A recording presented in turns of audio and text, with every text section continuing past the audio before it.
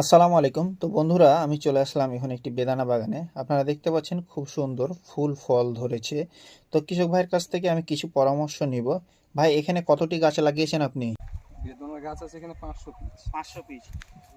তো আপনার হলো কিরকম লাভের আশা করছেন এই গাছ থেকে? লাভের আশায় তো আছে, কিন্তু এটা গাছ তো হলো প্রথম, এখনো ফল পাইনি। এখন যে হারে ফুল আসছে ইনশাল্লাহ ভালোই লাভ হবে। আচ্ছা, আলহামদুলিল্লাহ। কিন্তু কথা হচ্ছে যে আপনার এই জাতটার নাম কি? জাতটা আসলে বেদনা অরিজিনাল, এখন থাইল্যান্ডের থাই। জি। আচ্ছা। তো আপনারা এই যে দেখতে পাচ্ছেন এখানে কত সুন্দরভাবে এই যে দেখছেন, দেখুন বেদানা আসছে গাছে। গাছের আর বয়স কত হচ্ছে কত 15 ফুল মাস। আসছে। এই গাছের বয়স হচ্ছে 15 মাস। 15 মাস আমরা ফল নিলি, এবারকার প্রথম ফল আসবে। এবারই প্রথম ফল নেবেন, প্রথম ফল পরে আসছে। বাজারজাত করবেন। জি। আচ্ছা, দেখে খুব ভালো লাগলো।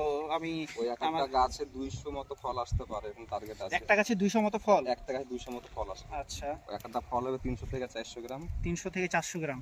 তো আপনারা শুনতে পাচ্ছেন কি কৃষক ভাইয়ের কাছ থেকে কি মানে কি সুন্দর একটা মানে মানে আপনারা নিজেও বাড়িতে চাষ করতে পারেন, আপনার আশেপাশে জমি থাকলে এভাবে লাগাতে পারেন, খুব ভালো লাভবান হবেন।